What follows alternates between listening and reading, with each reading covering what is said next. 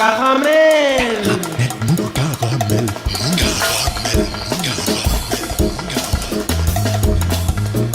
Caramel. Mou. Caramel. Caramel. Mou.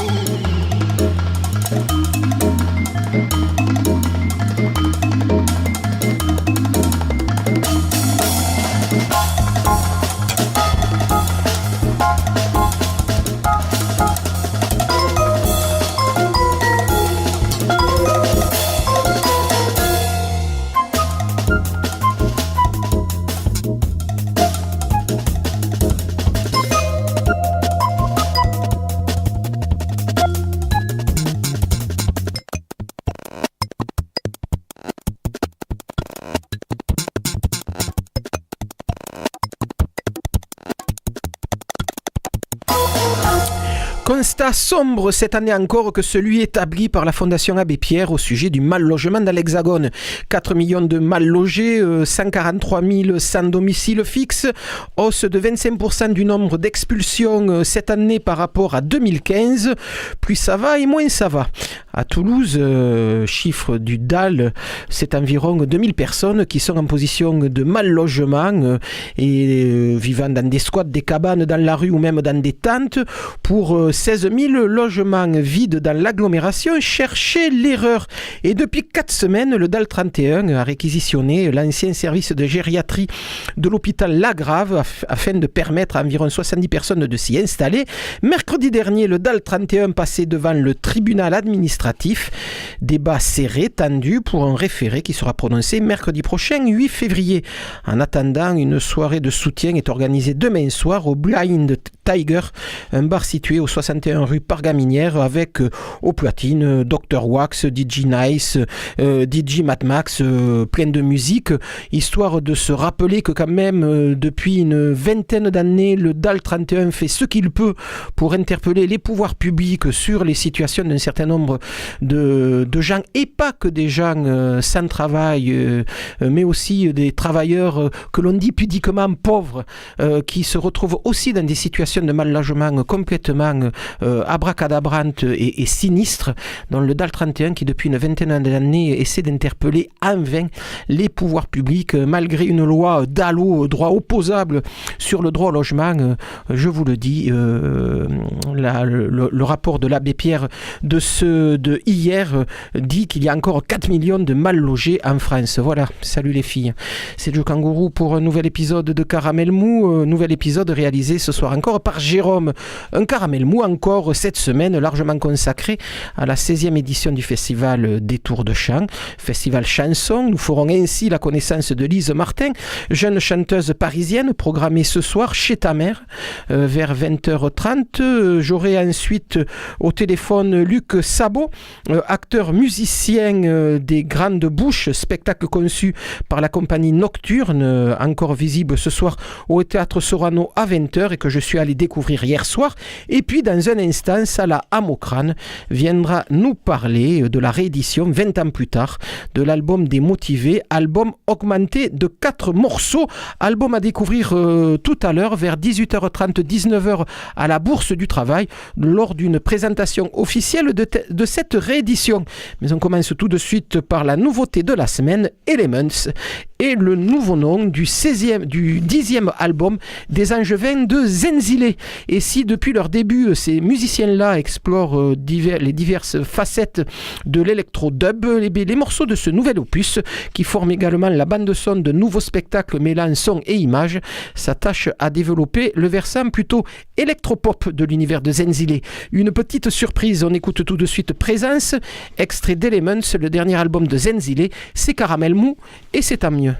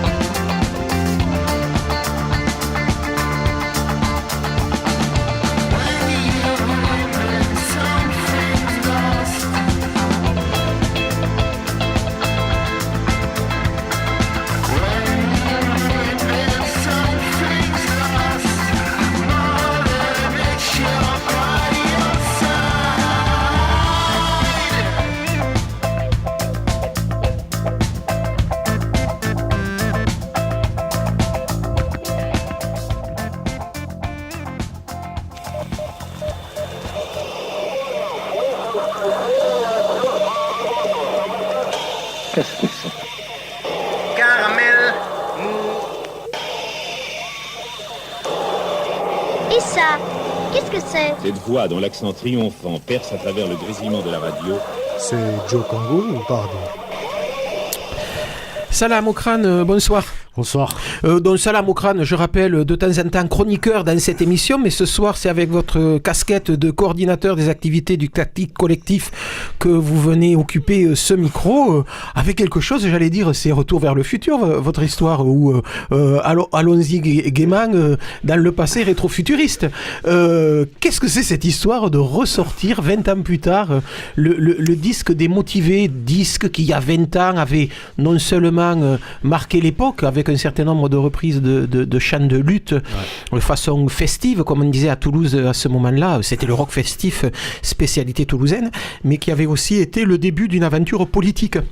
Oui, c'est ça, mais alors, c'est les 20 ans du tactique collectif. Au départ, pour faire l'histoire très très simplement, c'est les 20 ans du tactique collectif, en 2017, donc 97-2017. Motivé, c'était le premier projet de tactique collectif, le tout premier, donc l'album Motivé. Et puis il se trouve qu'on s'interrogeait il y a quelques mois de voilà, ça allait être quoi notre campagne à nous en 2017 ? Et étant donné la tonalité et l'état d'esprit de cet album et de ce projet, de ce collectif, on a trouvé que ça pouvait être une manière de contribuer à l'ère du temps pour les quelques mois qui viennent. Et de réamorcer la pompe. De ramorcer la pompe Afrique, tu veux dire? Non. Malheureusement. Non, pas la pompe Afrique. Mais par contre, la pompe à gauche, ouais. On peut ramorcer. Non, c'est vrai que on est un peu, tu vas me trouver un peu angéliste, un peu cuicui les petits oiseaux. Mais on y croit toujours, nous. Nous, on pense que il faut pas se laisser totalement enfumer par le fait que c'est foutu, qu'on est complètement condamné à avoir la droite, l'extrême de droite ou la droche. Voilà, nos activités au quotidien nous envoient des signaux qu'il y a quand même aussi d'autres gens, et qu'on n'est pas les seuls à y croire, et qu'il y a aussi d'autres gens qui continuent à faire leur petit bonhomme de chemin. Et donc voilà, ça nous donne envie d'y aller comme ça, quoi. Sans être un pessimiste bon craint, la politique en France, c'est aussi des mathématiques, et la dispersion de ce que l'on peut appeler à gauche. Aller Hamon a fait presque plaisir à une certaine partie de l'électorat dit de gauche, mais enfin, il ne faut quand même pas non plus rigoler. Hamon a quand même fait partie du gouvernement Hollande pendant un petit moment, même s'il en est parti avec perte et fracas, mais n'empêche. Bon, mais l'éparpillement entre plusieurs candidats risque quand même de mettre à mal la possibilité pour un candidat de gauche de se retrouver au deuxième tour. T'as bien raison, 20 ans après, on est obligé de se rendre compte qu'on est trop vieux pour se bercer d'illusions. Mais on peut parler de dispersion, et on peut aussi se faire plaisir peut-être, ou en tout cas se donner un peu d'entrain et d'espoir à faire des additions. Et moi, quand je les fais, les additions, et je fais pas les additions de Hamon, Mélenchon, Jadot, je fais les additions des gens qui votent pour eux. On est devant Le Pen. Moi, je crois ça. Donc après, évidemment, j'ai pas, voilà, j'ai un grand âge maintenant qui fait que je suis pas complètement voilà, comme on dit, je suis pas un poulet de l'année, mais bon, il faut aussi voir qu'est-ce qui se passe, quoi, du côté dans ce pays. Je dis pas que les gens de gauche sont majoritaires, et comme on dit souvent, c'est vrai que les gens qui en veulent à nos droits, qui en veulent à notre vivre ensemble, les gens qui nous en veulent, ils sont nombreux. Mais on est nombreux, nous aussi. C'est vrai aussi. Nombreux, dispersés, mais nombreux. Donc, revenons sur cet album. C'est vrai que la rumeur bruissait à Toulouse depuis ces 2-3 derniers mois. Les motivés sont sur le retour. Donc, il y a cet album, réédition de l'album d'il y a 20 ans, augmenté de 4 morceaux. On en écoutera un tout à l'heure en fin d'interview. Et avec ce qui est assez étonnant, une tournée qui commence à devenir assez importante. Ouais. C'est-à-dire que c'est pour ça que, tu vois, pour faire le lien avec ce qu'on disait juste avant, il y a une attente, quoi, indéniablement. C'est vrai que l'offre politique traditionnelle, elle est un peu en décalage, avec la réalité. Mais il y a une attente. Donc, par exemple, nous, on s'est rendu compte qu'à partir du moment où on a dit, tiens, on va refaire l'album motivé, dans le même état d'esprit, on va quand même offrir quelques nouveaux morceaux, quoi, pour pas faire tout à fait la même chose, même si il est réédité à l'identique, plus 4 nouvelles reprises inédites, et qu'on a commencé à dire, bon, ben voilà, c'est commencé, voilà, on rejoue, ça vous dit ou pas, en très très peu de temps. On a eu, je crois que là aujourd'hui, bon, et c'est pas fini parce que ça débute, on a eu très très vite 30, 40, 50 concerts, de gens qui nous ont dit, ah ouais, on veut le faire. Voilà, donc alors évidemment dans des circuits traditionnels de la musique, mais aussi évidemment, tout à l'heure, tu as fait ton intro, juste la première date. C'était au mois de janvier pour l'anniversaire de la mort de l'abbé Pierre, pour la Fondation Abbé Pierre à Marseille, et la prochaine sera le 24 février, place de la République, pour le collectif des associations unies, une date qui va s'appeler Motivé pour un toit. Et celle de Toulouse, elle sera avec le DAL, le 31 mars. Voilà, le 31 mars à la Bourse du Travail, comme c'est à la Bourse du Travail ce soir que vous présentez ce dernier album, dont je précise, c'est une présentation d'album. C'est pas un concert. C'est pas un concert, mais c'est vrai qu'il y a suffisamment de monde attendu à la Bourse du Travail pour avoir justement déplacé cette manifestation à la Bourse, alors qu'initialement c'était prévu pour Maison Blanche. Oui, c'est-à-dire qu'au début on voulait le faire un peu, on veut toujours le faire à la cool, quoi. Clandestinement. Chez les amis, quoi, chez Rachid à Maison Blanche, et bon, assez vite on s'est dit, bon, on risque d'être un peu à l'étroit, donc pour être à l'aise, on a fait un petit dispositif assez simple de présentation à la maison, à la Bourse. Très bien.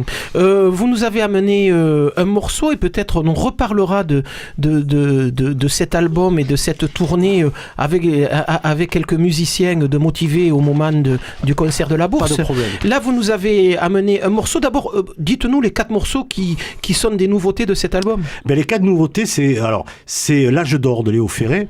Morceau pour se donner de l'espoir, là, clairement. Sabra ou Chatila de Nassel Riwan, qui est un groupe marocain, un morceau des années 70.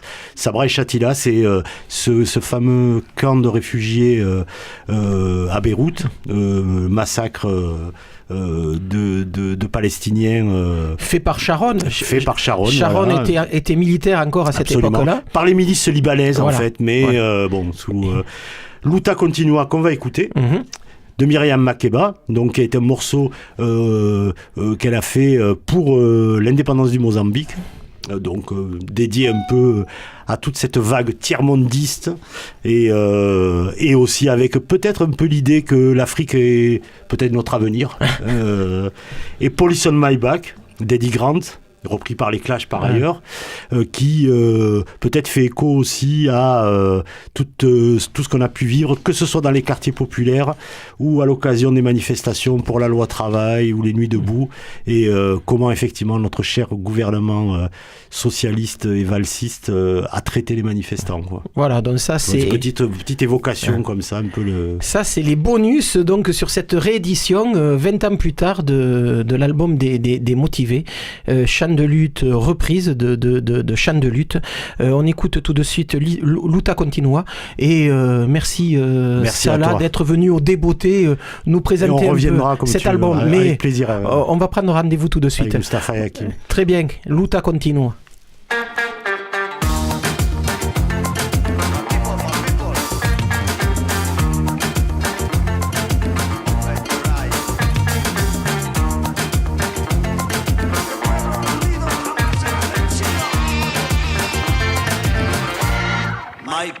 My people, open your eyes and answer the call of the drum.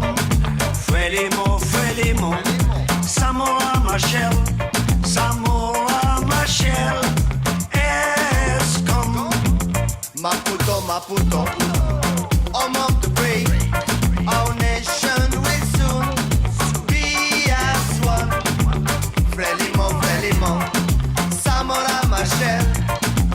Samora Machel, as one. Mozambique, a luta continua.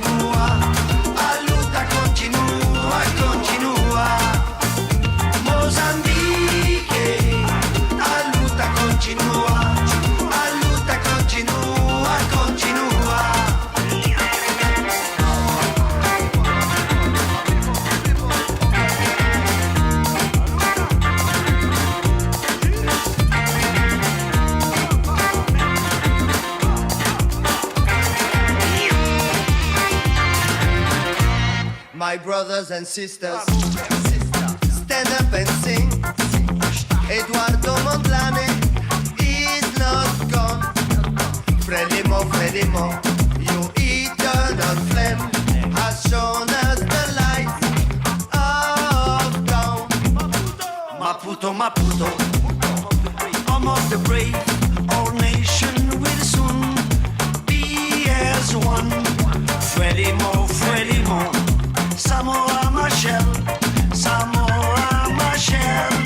as one. Mozambique, a luta continua, continua. Mozambique, a luta continua, continua.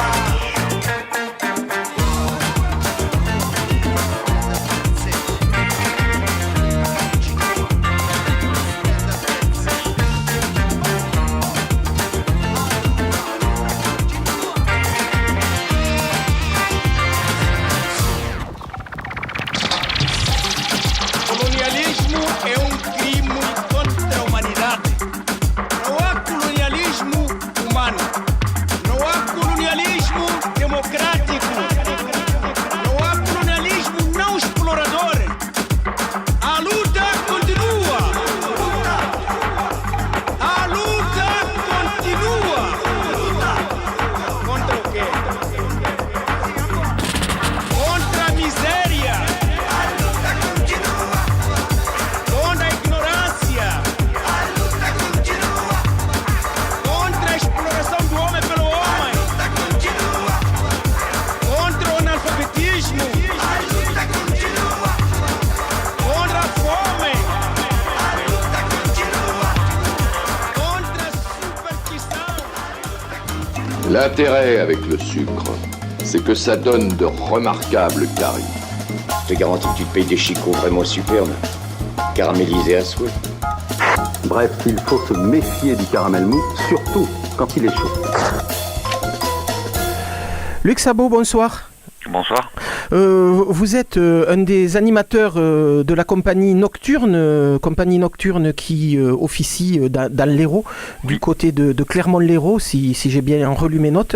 Oui. Et vous êtes programmé dans le cadre de la 16e édition du festival Détour de Chant avec un spectacle qui s'appelle Les Grandes Bouches que l'on a pu découvrir hier soir au théâtre Sorano et que l'on pourra également voir ce soir à 20h dans ce même théâtre.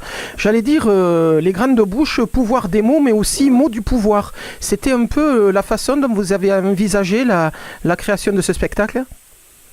Oui, d'abord je suis comédien et metteur en scène, donc c'est vrai que j'ai une attirance particulière pour les mots, notamment ceux écrits par des auteurs ou des poètes, et donc en lisant le texte de François Chaffin, qui dresse le tableau, le portrait de quelques grandes bouches, j'ai été frappé et attiré assez immédiatement par le côté jubilatoire de la langue et justement du pouvoir qu'il donne aux mots. Et ce qui m'a amusé dans ce texte-là, c'était non pas que François Chaffin nous apprenait quoi que ce soit au sujet des grandes bouches, parce qu'on les connaît tous, on sait qui elles sont, on sait où elles sont, on sait comment elles nous parlent, mais ce qui m'intéressait, c'était qu'il leur faisait la fête. Et donc faire la fête aux mots du pouvoir ou au pouvoir des mots, c'était quelque chose qui m'a particulièrement attiré, et très vite dans l'écriture j'y ai vu aussi toute la rythmique et la musicalité, ce qui m'a lancé dans un désir de spectacle théâtral et musical. Quelques mots sur l'auteur de ce texte, François Chaffin. François Chaffin, oui, c'est un auteur qui vit dans l'Essonne et qui, alors c'est le hasard qui veut ça, mais il a écrit ce texte en 2003 en résidence à Toulouse, au théâtre de la Digue, qui n'existe plus depuis, avec suite à des résidences avec des ados du quartier du Mirail. Donc il est venu un certain nombre de fois rencontrer ces ados, écrire avec eux, diriger des ateliers d'écriture avec eux, et la genèse du texte est partie de là. Puis il a été ensuite accueilli en résidence à la Chartreuse de Villeneuve-les-Avignon, qui est le lieu dédié aux écritures contemporaines, et il a pu finaliser ce texte-là en 2003. Donc voilà. Sinon, François Chaffin, c'est donc un auteur, mais il n'est pas que auteur, il est aussi metteur en scène. Il met en scène ses propres textes. Il se qualifie lui-même d'auteur en scène, dans la mesure où les textes qu'il écrit, on entend bien qu'il y a une jubilation à les dire, à mâcher ces mots-là, et que c'est fait pour les plateaux de théâtre. Voilà.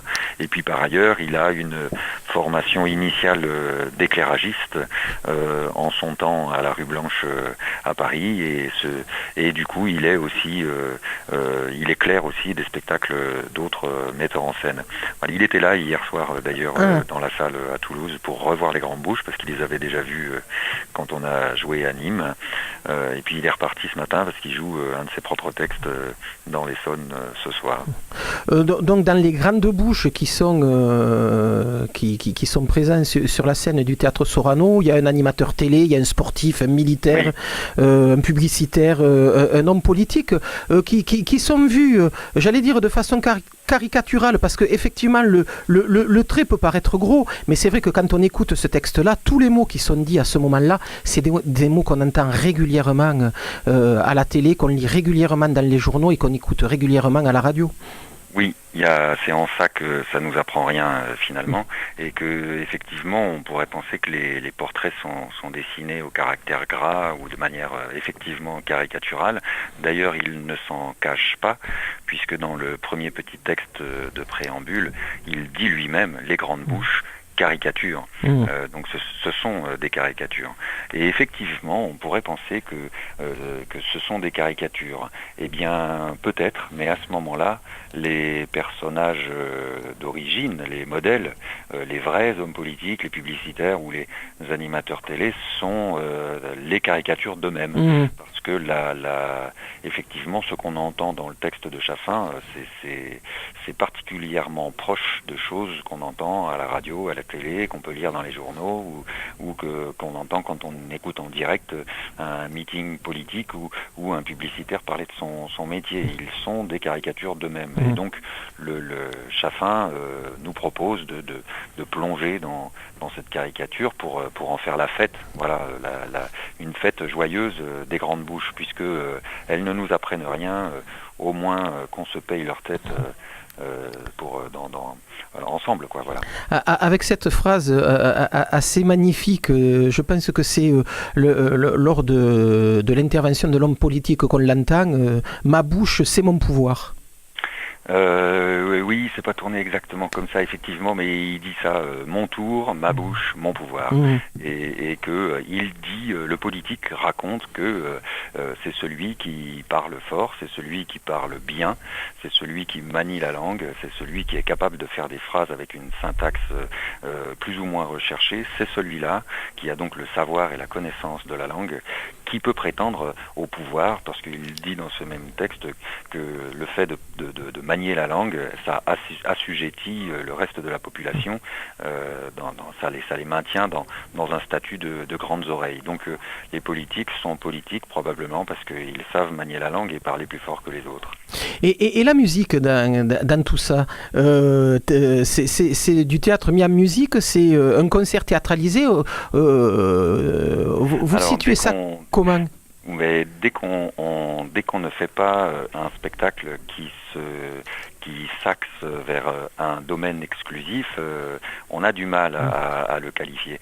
Moi, je suis originaire du théâtre, donc pour moi, dans mon intimité, j'ai la sensation de faire un spectacle de théâtre. En revanche, j'utilise un autre vecteur, le vecteur de la musique, qui est particulièrement présent dans ce spectacle. Donc voilà, si moi je devais qualifier le spectacle qu'on a fait, je dirais qu'on a fait un théâtre musical. Je dirais pas qu'on a fait un concert, je dirais pas qu'on a fait oui, c'est pas un concert en réalité, sinon un concert de mots. Ouais. Voilà. D'ailleurs, Chaffin le pense un peu comme ça, un concert de mots sur lequel on a rajouté des notes, et l'ensemble propose une forme concert. Alors effectivement, oui, on est d'accord, il y a la forme concert, les deux musiciens, le guitariste et le batteur sont sur le plateau en permanence et ils font face au public. Moi-même qui dis les textes, je suis face au public. Et vous jouez de la basse de temps en temps ? Je joue de temps en temps un petit peu de basse. Le guitariste chante un certain nombre de chansons, donc la forme, mais de manière très formelle, c'est forme concert. En revanche, celui qui vient ici voir le spectacle dans l'idée qu'il va voir un concert risque d'être déçu, parce qu'il y a quand même des tartines de textes qui sont là plus proches du théâtre que du concert. Quoi, voilà. Avec une façon de dire ces textes et une façon de concevoir le spectacle à 100 à l'heure, qui fait que le spectateur est pris au triple dès le début de votre intervention, et ça dure pendant 1h15. C'est vrai qu'on finit le concert plutôt haletant et essoufflé. C'était voulu, cette forme très rapide, très rentre-dedans. Oui, le côté effréné, c'est comme pour marquer un tourbillon. Et c'est vrai que quand on écoute... alors moi, j'ai pas la télé, donc pour me documenter un peu, je suis allé voir sur Internet quelques animateurs télé. Je suis tombé sur de beaux exemples qui sont vraiment des caricatures d'eux-mêmes. Effectivement, ils sont plongés ou piégés dans un tourbillon, et il faut que ça avance, il faut que ça passe à la suite, il faut pas qu'il y ait de temps mort, il faut que ça aille vite pour, je dirais moi, endormir, hypnotiser, je dirais quelque chose comme ça. Donc le côté effréné du spectacle est lié à ça, et puis il est lié aussi au fait que depuis le temps que je fais des spectacles, c'est souvent des rythmes soutenus. Parce que j'ai le sentiment que dans cette manière de dynamique de proposer des textes ou de l'image plateau, ça maintient en alerte. Voilà, il y a pas de repos possible. Le seul repos possible, c'est de décrocher à un moment donné pour s'enfermer dans son intimité, et puis éventuellement raccrocher dans le spectacle un peu plus tard. Mais c'est vrai que c'est une véritable avalanche de mots là qui sont dits pendant ces 1h15. Donc ça, c'est pour votre spectacle. Donc je le rappelle, Les Grandes Bouches, texte de François Chaffin, donc ce soir encore visible à partir de 20h au Théâtre Sorano. Avant de se quitter, je voudrais quand même parler de votre compagnie nocturne, donc qui officie, je le rappelle, vers Clermont-Lérault, donc dans l'Hérault, pas très loin de Montpellier. Vous dites vouloir avec vos spectacles provoquer le débat et la curiosité, et puis essayer de ne pas servir la consommation culturelle plutôt convenue qui pour vous revêt les habits de la diversion. C'est une façon pour vous de faire du théâtre politique ? Oui, je crois. C'est très difficile de dire soi-même qu'on fait du théâtre politique, et puis parfois ce terme-là est un peu dévoyé et malheureusement colle une étiquette, et c'est une manière j'ai pu entendre la compagnie nocturne, oui, elle fait du théâtre politique. C'est une manière parfois de se débarrasser ou de ne pas vouloir comprendre que la fonction du théâtre dans la cité, dans la ville, pour les gens, c'est de brasser de la politique. Alors faire des spectacles politiques, ça ne veut pas dire faire des spectacles qui parlent de la vie politique, de la droite, de la gauche, des élections, c'est pas ça, mais ne serait-ce que de monter sur un plateau avec un texte qui parle de la vie des gens ou des côtés retors de la vie, oui, c'est en soi un acte politique, et j'aime, moi, voir les spectacles qui brasse ces choses-là, de la pensée, du sens. Je préfère voir ça que des spectacles qui parfois me donnent un arrière-goût de téléfilm un peu mielleux où on se contente juste de me raconter une petite histoire et là je dois avouer que ça m'intéresse un peu moins. Oui, avec des choses qui renforcent un peu ce que vous venez de nous dire, des actions sur le théâtre amateur, et vous avez monté une troupe de théâtre amateur qui est liée à la compagnie nocturne, avec aussi des interventions sur le milieu scolaire dans votre coin de l'Hérault.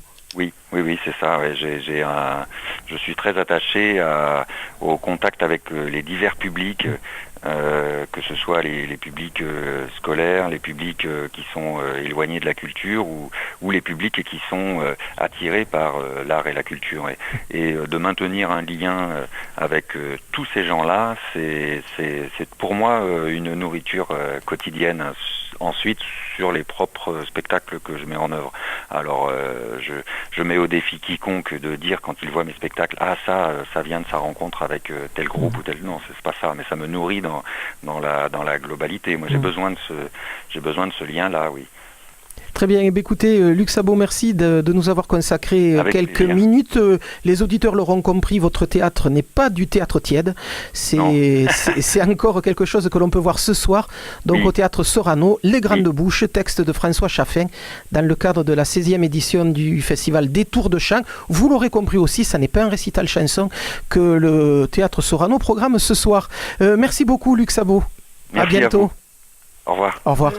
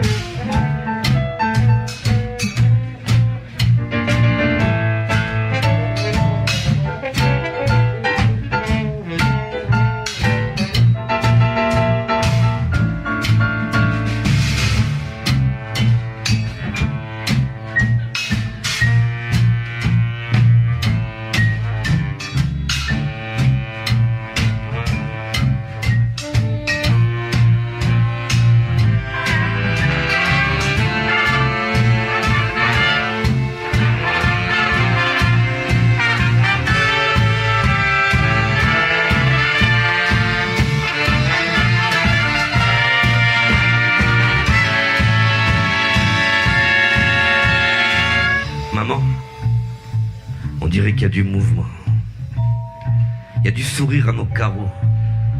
Je savais pas qu'on était temps, et tu m'as réveillé si tôt. C'est une marche de débraillés qui se défile le nez en l'air. Ça sifflote tout en fierté, tout ce qu'ils ont aimé hier. Voilà les gens qui rythment en rire, en se partageant chaque pas. Ils ont pris l'horizon en mire, en cadençant du « nous voilà ». C'est beau, c'est du n'importe qui. Regarde-les lever le soleil, en se fabriquant une vie, vivement demain. Et pas pareil, à force d'attendre le grand soir, ils sont partis de bon matin, avec ce qu'il leur restait d'espoir, tout droit. Puisque c'est de là qu'on vient.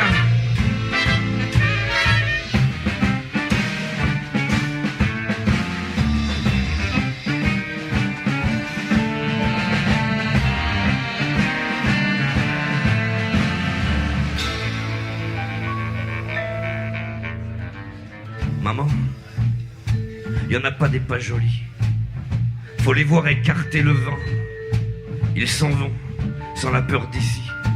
On peut pas s'enfuir en marchant, si, mais sans haine, sans aigreur, ça virevolte. Ils emportent loin des maisons la récolte de leur révolte.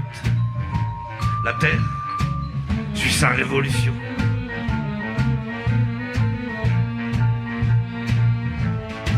C'est parce que, avant pourquoi, qui agitent leur joyeuse commune, ils ont pris l'évidence pour loi du rêve en vrai. pour leur fortune. Pas le temps de trancher un roi. Ils sont partis le cœur content. Maman, reste comme ça. T'auras pas froid. J'ai vu papa. Il nous attend. À force d'attendre le grand soir, ils sont partis de bon matin, avec ce qu'il leur restait d'espoir. Tout droit, puisque c'est de là qu'on vient.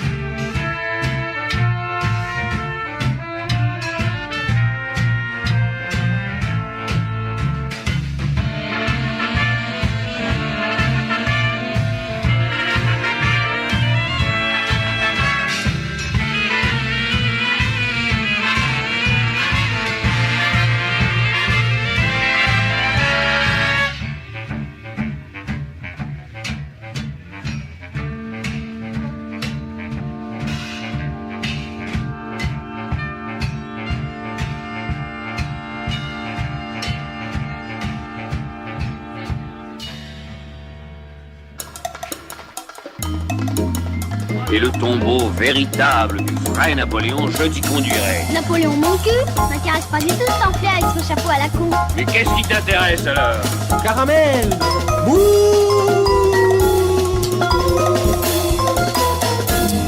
Lise Martin, bonjour. Bonjour.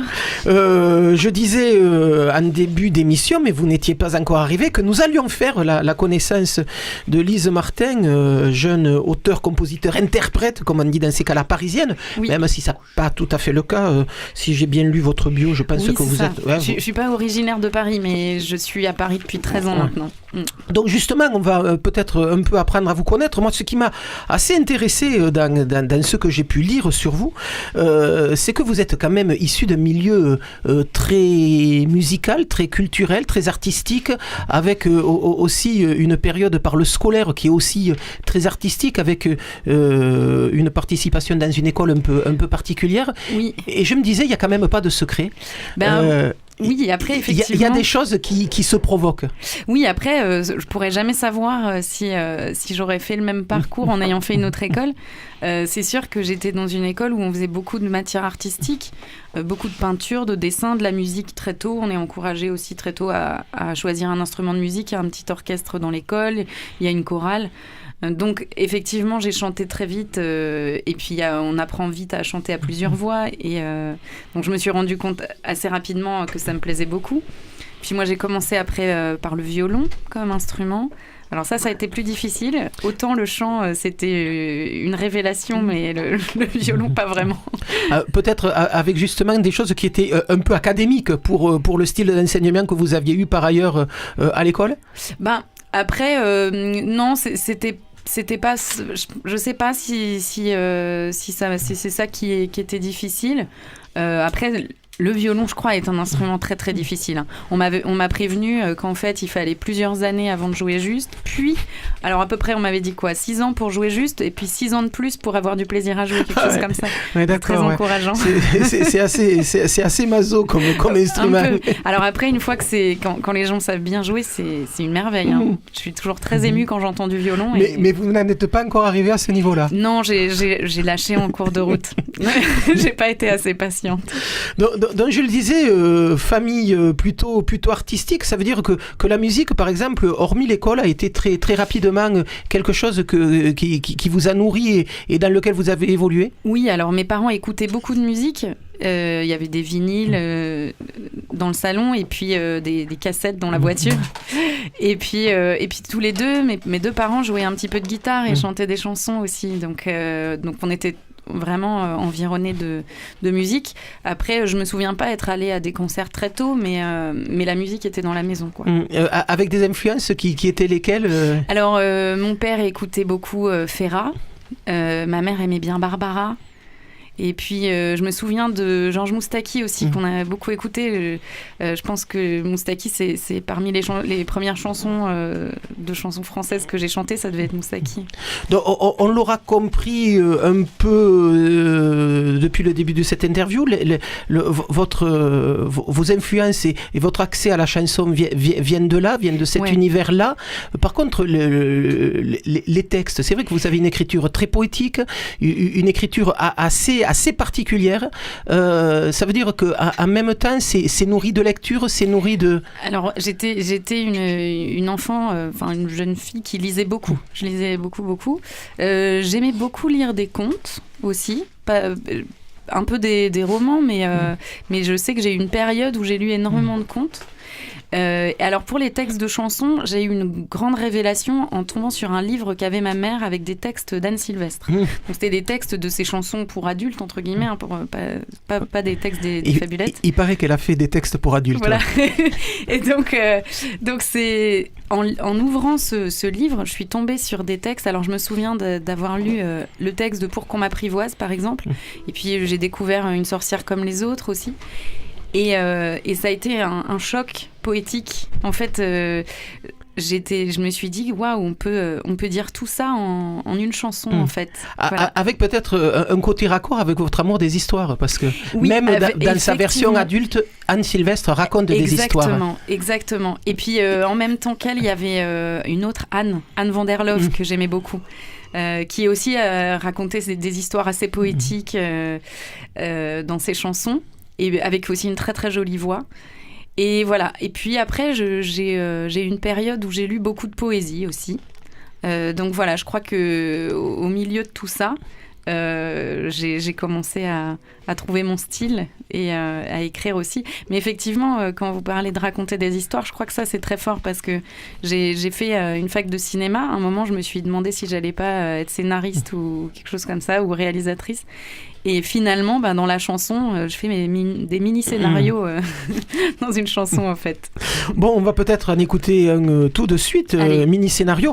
Donc, vous êtes arrivé de Paris, mais vous êtes arrivé accompagné par un Toulousain bon teint, que dans cette émission, on connaît beaucoup. Il n'a pas encore repris la parole et peut-être il ne la prendra pas aujourd'hui. Ça va être dur pour que Chouf ne parle pas. Mais enfin, il nous a dit qu'il ne venait qu'accompagné de sa guitare. Et donc, vous êtes accompagné dans ce studio par Chouf, également ce soir chez ta mère, mais on en parlera juste après ce morceau. D'accord. Voilà, on écoute tout de suite Lise Martin, accompagnée par Chouf. Là où je vivais, il y avait du soleil, accroché aux fenêtres et un jardin dans la gouttière. Un miroir pour le vent, mon sourire pour te plaire, et tes bras mon amant où j'oubliais l'hiver. Un miroir pour le vent, mon sourire pour te plaire, et tes bras mon amant où j'oubliais l'hiver. Là où je vivais, j'écrivais des chansons que tu n'écoutais pas, tes yeux te trahissaient. Et je riais de toi, nous partagions heureux quelques fleurs de la mer. Arrosant nos aveux de ce doux vin de lierre, nous partagions heureux quelques fleurs de la mer. Arrosant nos aveux de ce doux vin de lierre. Là où je vivais, hier devenait flou, demain ne voyait rien, et entre chien et loup, je crois qu'on s'aimait bien, mais ces temps incertains n'étaient d'aucun instant. Le vertige au matin m'étreignait impatient, mais ces temps incertains n'étaient d'aucun instant. Le vertige au matin m'étreignait impatient. Là où je vivais, ma bohème fragile se protégeait d'excuses.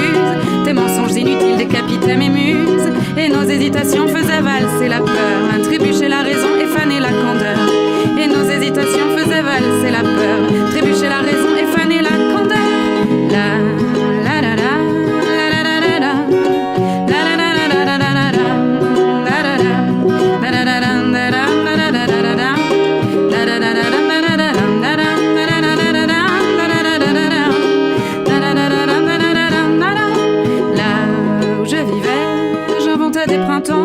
Que nous ne verrions pas, c'était sans importance. Je le savais déjà, car nous avions à peine de la place pour deux. Parfois j'ai cru quand même qu'on aurait pu faire mieux, car nous avions à peine de la place pour deux. Parfois j'ai cru quand même qu'on aurait pu faire mieux. Parfois j'ai cru quand même qu'on aurait pu faire mieux.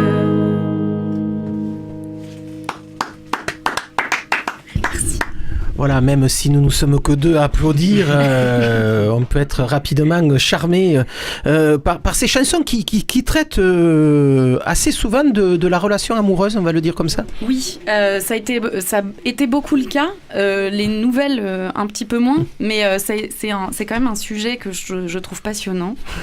Et je crois qu'on n'a jamais fait complètement le tour, en fait. Allez, vous allez m'expliquer rapidement en quoi est passionnant. C'est une façon aussi de raconter les relations humaines. Oui, en fait, c'est ce que je voulais dire, parce que ce qui m'intéresse, c'est les relations humaines. Alors, effectivement, je vais souvent dans la relation amoureuse, parce que je pense que ça reflète les relations humaines en général, hein, finalement. Et puis que je crois que à chaque fois que je pars sur un autre sujet, j'en reviens quand même à l'amour, parce que je crois que c'est quand même la base de tout, finalement. Mais l'amour au sens large du terme, pas seulement dans un couple, l'amour pour ses enfants, l'amour pour ses parents, l'amour pour autrui, c'est un sujet quand même très important et très compliqué en fait. Pour ceux qui suivent la 16e édition de Détour de Chant depuis son début, on en a eu un exemple la semaine dernière avec une de vos collègues, Camille Ardouin. Je suis sûr que vous êtes déjà croisés à Paris, et c'est vrai qu'elle aussi, elle est un peu dans cette esthétique-là et dans cette façon de raconter les relations humaines. Oui, tout à fait. Effectivement, je trouve ça très très très beau ce qu'elle fait. Et elle a quelque chose, où elle parle de choses très intimes, et puis elle arrive à le partager comme ça. Je trouve ça très fort. Donc il y a 2 ans est sorti un premier EP, 2 ans peut-être l'année dernière, non, plus longtemps que ça. L'EP 7 titres qui s'appelle Garde et Silence, il est sorti en 2010.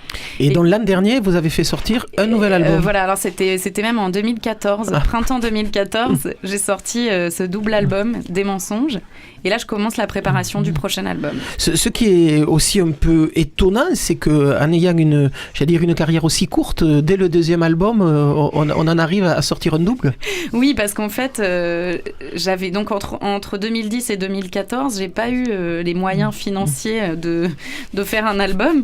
Et quand j'ai pu, ça s'est empilé. Voilà, exactement, les chansons se sont empilées, on les jouait en concert. Donc finalement, j'ai pas fait un double album de 24 nouveaux morceaux. Hein. J'ai pris tous les morceaux qui étaient rodés depuis quelques années en concert, et quelques nouveaux morceaux aussi.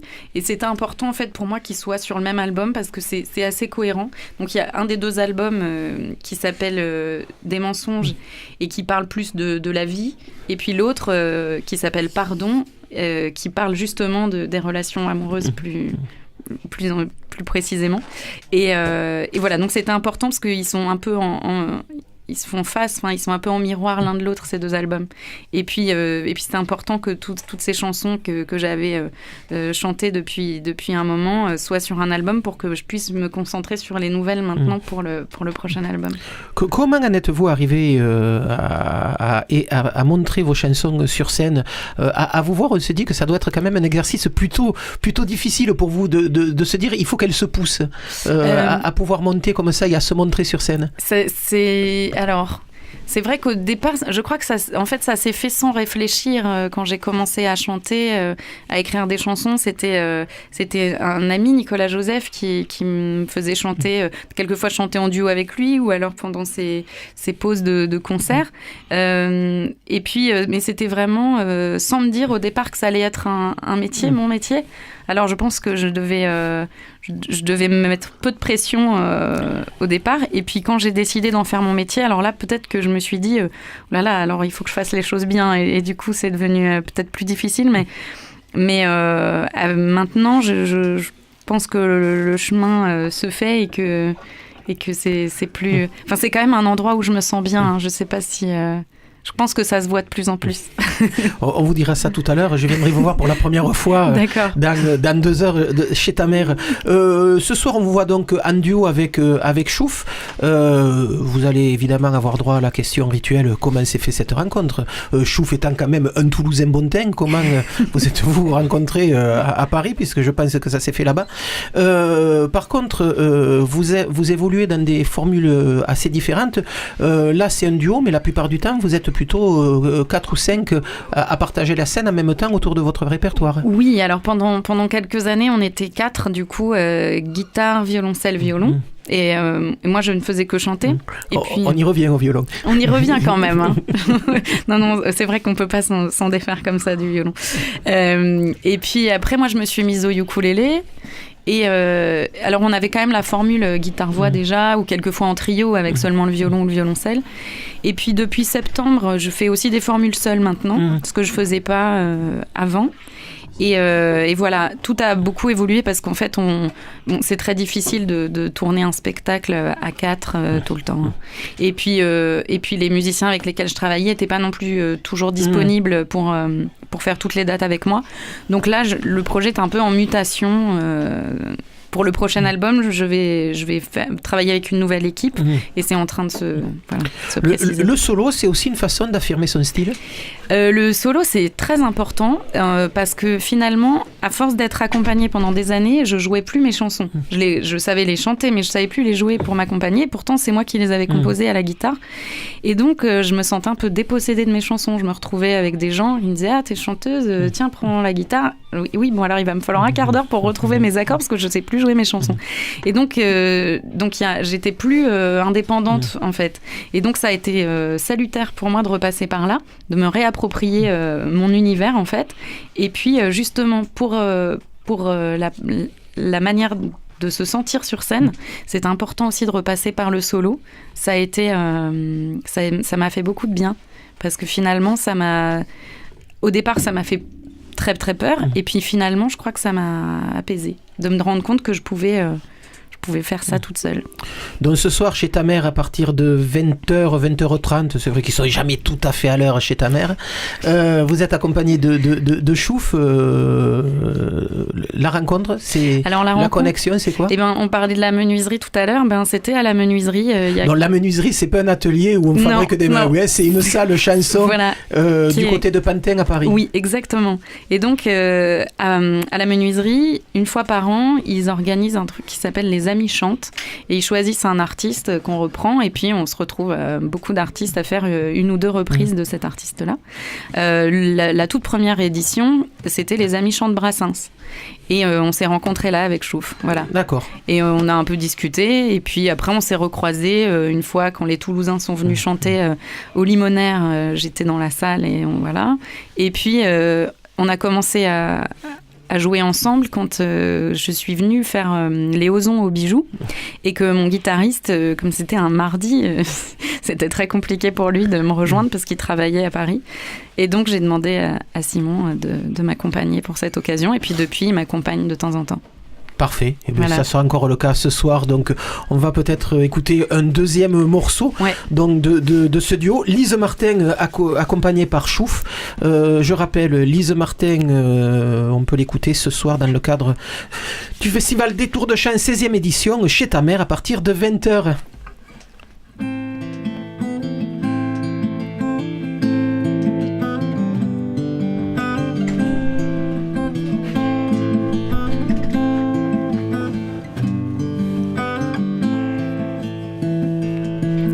Il lui fallait une épaule ou un bâton pour marcher. Il penchait comme le saule sous le poids de ses regrets. Il lui fallait une oreille et un temps sans jugement pour retrouver le sommeil dans ses souvenirs bruyants. Et quand je suis venue donner ce que j'avais, en retour j'ai reçu la force des forêts, la force des forêts.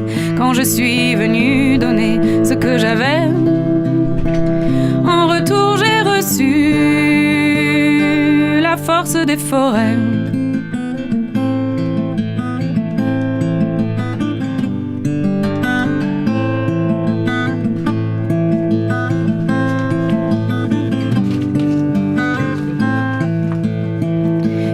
Fallait un sourire pour sucrer un peu les heures où infuse les soupirs, où macèrent les erreurs. Il lui fallait une main pour trier ses sacs de peine et repeindre des matins sur les tasses en porcelaine. Et quand je suis venue donner ce que j'avais, en retour j'ai reçu la force des forêts, la force des forêts.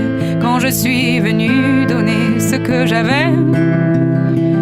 En retour, j'ai reçu la force des forêts.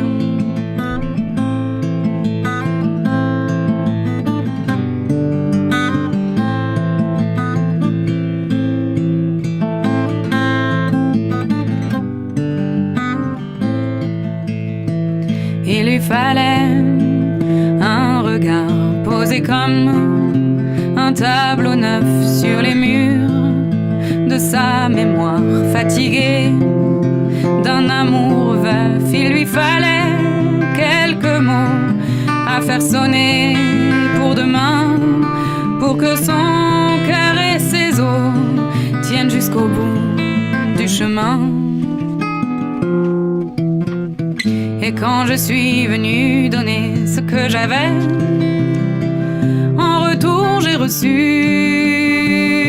la force des forêts, la force des forêts. Quand je suis venue donner ce que j'avais, en retour j'ai reçu la force des forêts.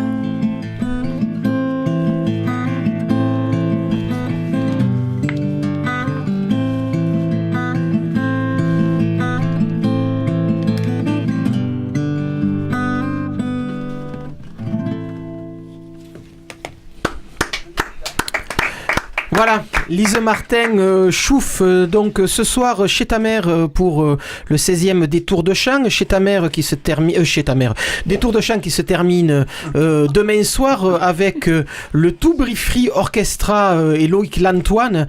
Ça se passe demain soir au Mazade. Je l'ai pas désannoncé tout à l'heure, mais le morceau qu'on écoutait juste avant le début de l'interview de Lise Martin, c'était effectivement Loïc Lantoine avec le To Be Free Orchestra.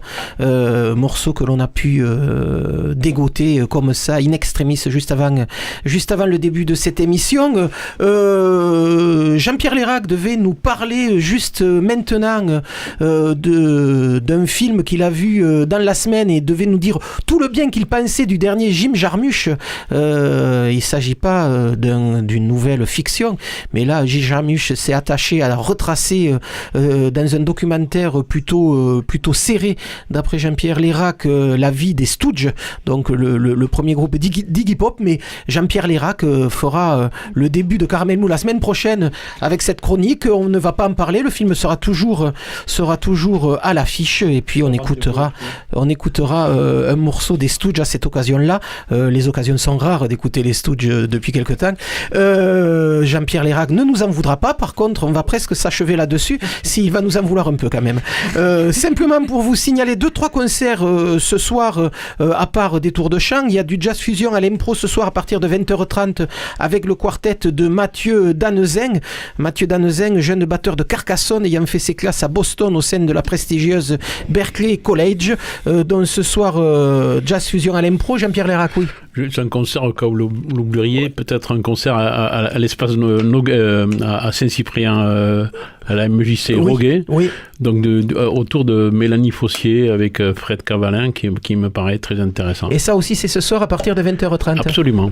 Voilà, les tire-bouchons Swing Manouche à 21h à la Candela et puis demain soir apéro-concert au théâtre du Grand Rond avec Chouf dans le cadre donc de Détour de chant. C'est bien cela dont il s'agit. Non, on a dit que vous interveniez pas dans le micro ce soir. Donc Chouf demain soir au Grand Rond à partir de 19h et donc 16e édition de Détour de chant qui se termine ce week-end donc avec la compagnie nocturne Les Grandes Bouches au Théâtre Sorano à 20h, Bertrand Betch ce soir au Centre culturel Saint-Simon, là aussi c'est à 20h, chez ta mère donc Lise Martin qui vient au débeauté, il faut quand même le rappeler puisque normalement c'était Anastasia qui était prévue, mais Anastasia s'est cassé la clavicule, oui ça arrive aussi chez les artistes, les accidents de la vie, donc Anastasia ne sera pas là ce soir chez ta mère, c'est Lise Martin qui au débeauté vient la remplacer. B comme Fontaine, donc un spectacle autour du répertoire de Brigitte Fontaine monté par Lucas Lemoff, Hervé Subiette, Eugénie Hirsch et puis également Ferdinand Doumerc ce soir au Chapeau Rouge espace Saint-Cyprien, Jules Nectar au Centre culturel Albin Mainville à 21h, Nicolas Jules Trio au Bijou à 21h30 et puis donc demain soir au Théâtre du Grand Rond Chouf à partir de 19h pour l'apéro apéro concert traditionnel. Et puis Loïc Lantoine et le Very Big Experimental To Be Free Orchestra au Théâtre des Mazades à 20h30 pour la fin de cette 16e édition de Détour de Chant qui aura été plutôt savoureuse. Voilà, salut les filles. Caramel Mousse, c'est terminé pour cette fois. On se retrouve la semaine prochaine. Même heure, même adresse. Bye.